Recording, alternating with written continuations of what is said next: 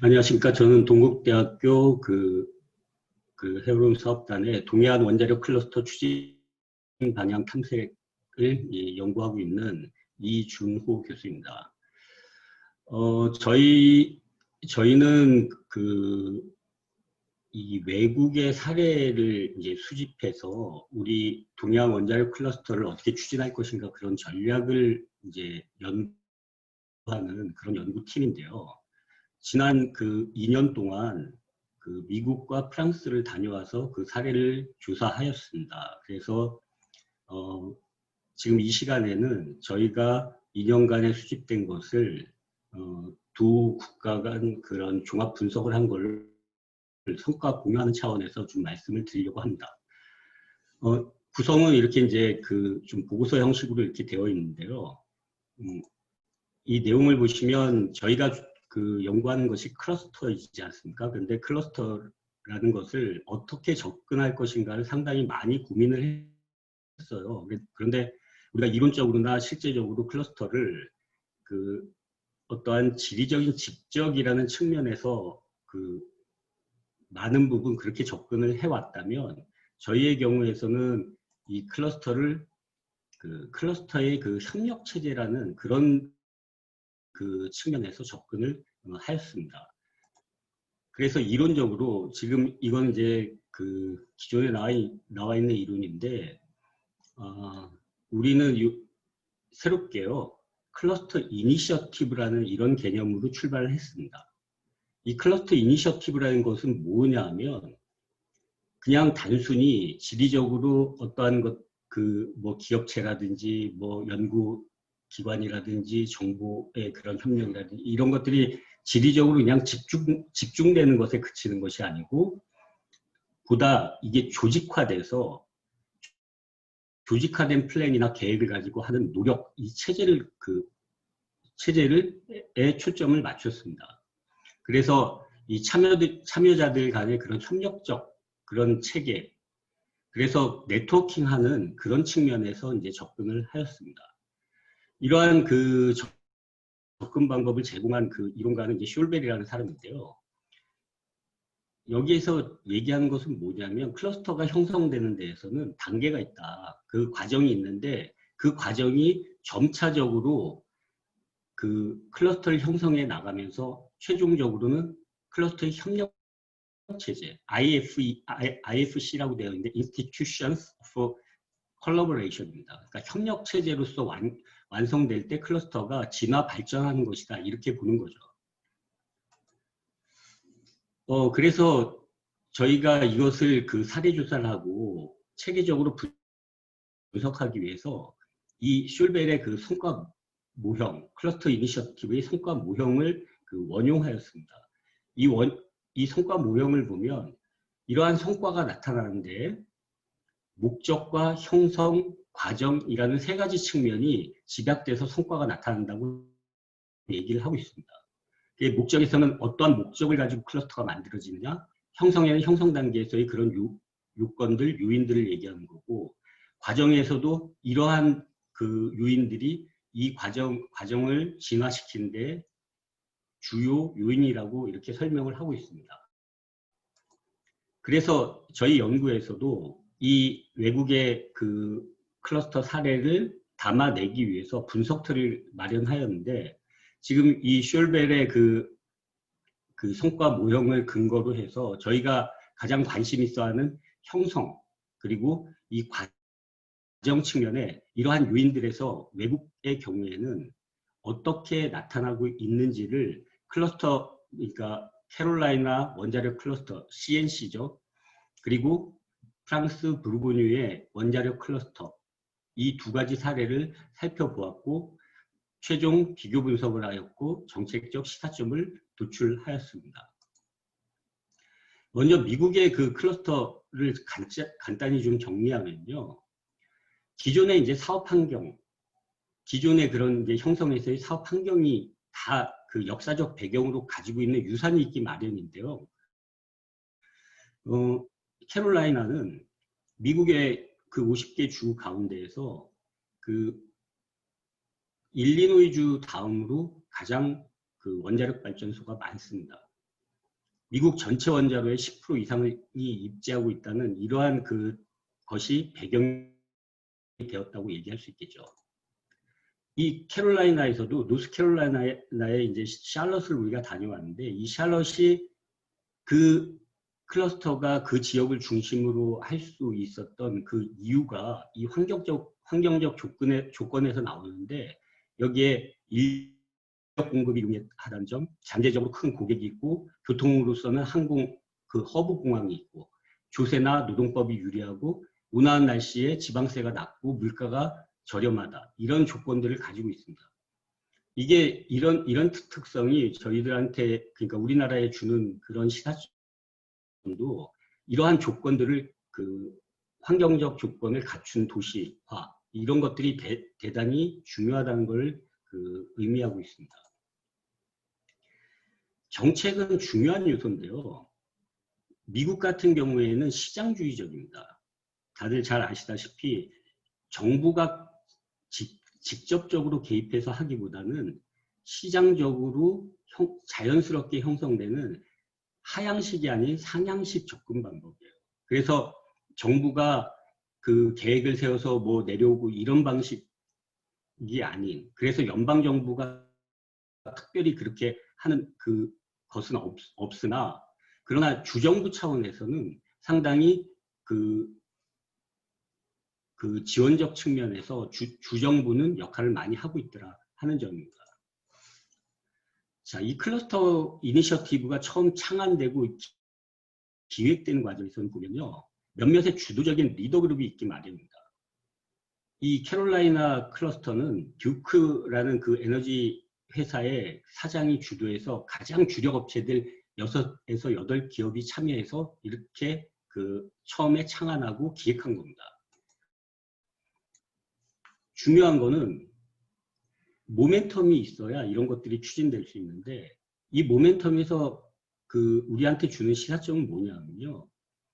굉장히 우호적 환경에서 이러한 이니셔티브가 형성된 것이 아니고 오히려 미국에서는 원자력이 침체된 게 우리와 같이 이렇게 반원전에 대한 그런 여론에 따른 것이 아니고요.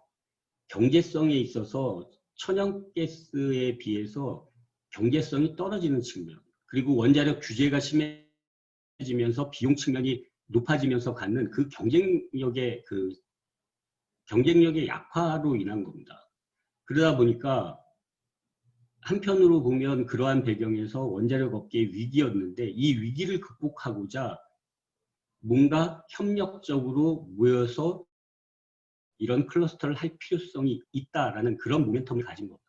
그러니까 우리의 경우에서도 탈원전 이렇게 얘기를 하지만 실제적으로 이러한 환경적으로는 우호적이지 않더라도 그 필요성 측면에서 강했기 때문에 특히나 국제적으로 그런 원자력 산업을 진출하려는 그런 의도가 여기 안에 담겨져 있는 거죠. 이 캐롤라이나 원자력 클러스터에서 이제 클러스터의 어떤 프레임워크와 거기에 참여자들 간의 이제 합의가 대단히 중요한데 대체적으로 맞춰진 것은 이 원자력 쪽의 리더십, 인력 개발, 원자력 정책 개발, 지역 경제 발전, 의사소통과 네트워킹, 그 다음에 혁신, 성장 기회의 제공 이런 데에 합의를 갖고 있는 겁니다. 구체적으로 보면 가장 중요하게 여기는 게 원자력 쪽에 인력을 개발하고 계속적으로 공급할 수 있는 그런 교육 부분, 그리고 원자력의 그런 경제성 부분, 또 하나 중요한 것 중에 하나가 원자력을 기술자들만 논의하는 것이 아니라 이것이 정책적으로 반영되기 위해서는 뭔가 정책적 전문가가 필요하겠다. 그래서 이 클러스터가 형성된 이 공동체에서 어떠한 원자력에 관한 주장을 정부 측에도 할 수 있는 원자력 업계의 옹호 그룹이 이 클러스터를 중심으로 형성돼야 되겠다 하는 것도 커다란 동기가 된 겁니다. 이 원자력 클러스터를 형성하는 다양한 주체들이 있는데 이 다양한 주체들이 이루는 거버넌스를 구축하는 데는 중심 조직이 있습니다. 그 중심 조직이 E4 캐롤라이나라는 CNC, 캐롤라이나 뉴클리어 클러스터의 사무국인데요. 이 역할이 네트워킹의 플랫폼 역할로서 대단히 중요하다는 거죠.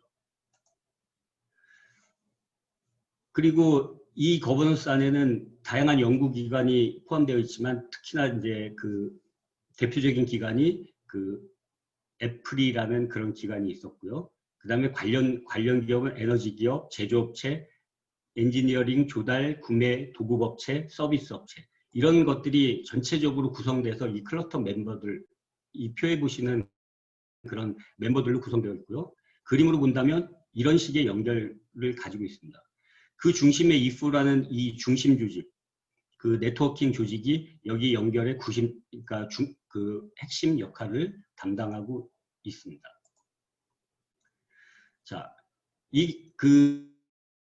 클러스터 이니셔티브를 촉진하는 이제 촉진자가 그러니까 CNC, 캐롤라이나 뉴클리어 클러스터의 이사회가 있고요. 거기에 실무 조직, 이 중심 조직 지금 말씀드린 이프 캐롤라이나가 여기에 있습니다. 자원은 이 클러스터의 협회죠. 여기에 이제 기관들의 회비로서 자체 운영이 됩니다.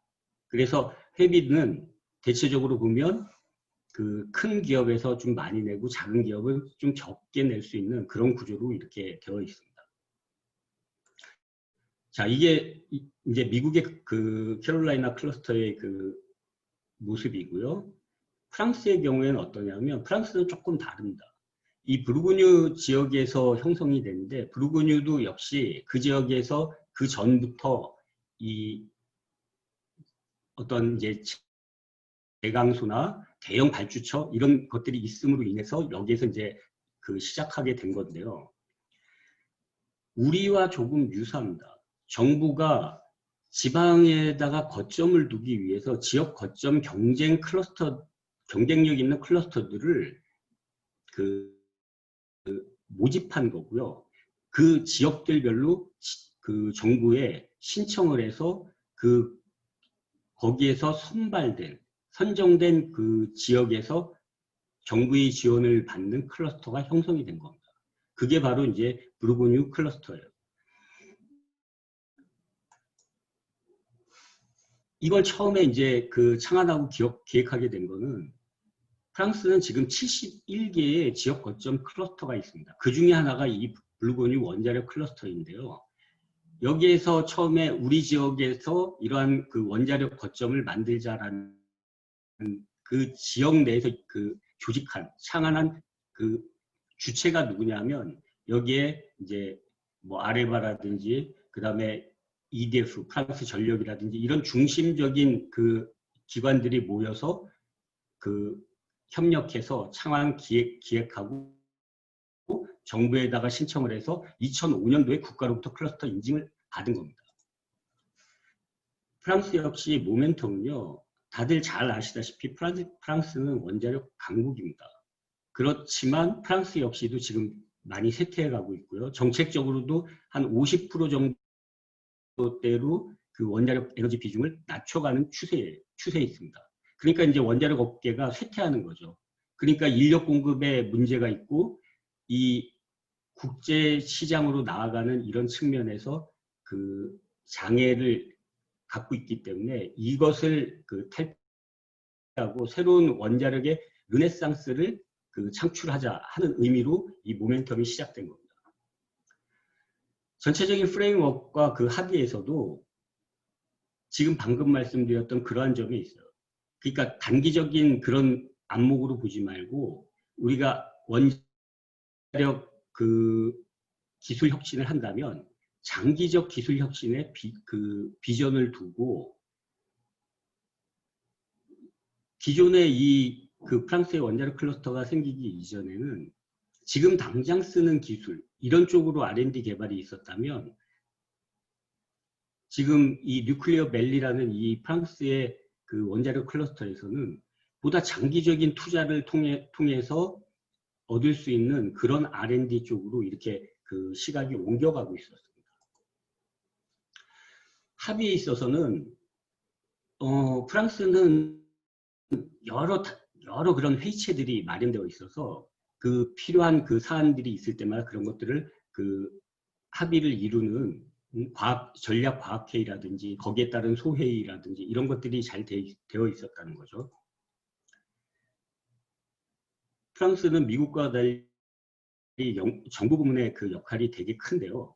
우리랑 유사하게 그 중앙정부 기관이 국가산업회의라는 그런 산업회의를 구성하고 있고 거기에서 원자력 부문을 다시 그 하위에 CSFN 그러니까 맨 마지막에 그 뉴클리어에 관련된 원자력 산업 전략위원회가 또 별도로 구성되어 있습니다. 민간과 그 비영리 부문을 보면 이제 우리가 살펴본 이 뉴클리어 밸리 이건 뒤에서 좀 더 자세히 살펴볼 건데 이게 여기에서의 중심 기관입니다. 그리고 GFN이라는 그 협회가 있었고요. 우리나라의 그 원자력 산업협회랑 유사한 기관입니다. 그리고 SFEN, I2EN 이런 다양한 그 비영리 부문들이 협력하고 있었고요.